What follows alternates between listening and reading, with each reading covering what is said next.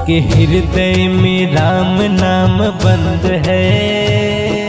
हो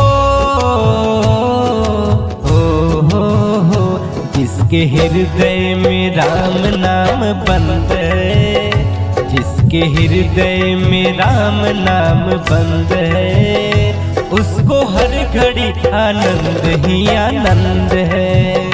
जिसके हृदय में राम नाम बंद है, उसको हर घड़ी आनंद ही आनंद है।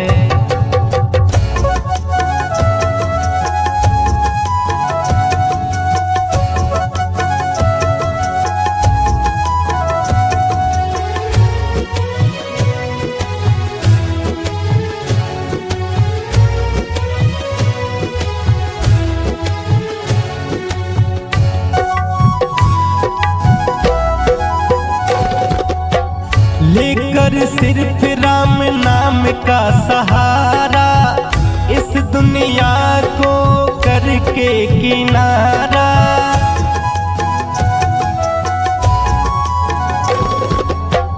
लेकर सिर्फ राम नाम का सहारा, इस दुनिया को करके किनारा। राम जी की रजा में जो रजामंद है, राम जी की रजा में जो रजामंद है, उसको हर घड़ी आनंद ही आनंद है, उसको हर घड़ी आनंद ही आनंद है।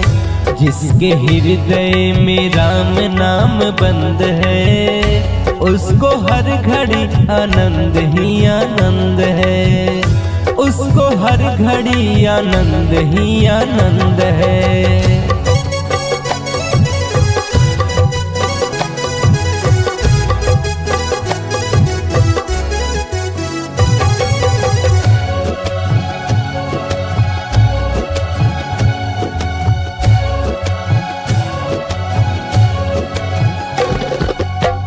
पूरी संगत की रंगत से दूर रहे, निंदा चुगली कभी ना किसी की करे।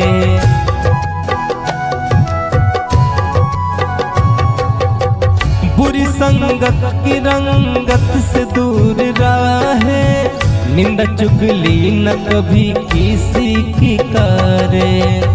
जिसको सत्संग हरदम पसंद है, जिसको सत्संग हरदम पसंद है, उसको हर घड़ी आनंद ही आनंद है, उसको हर घड़ी आनंद ही आनंद है।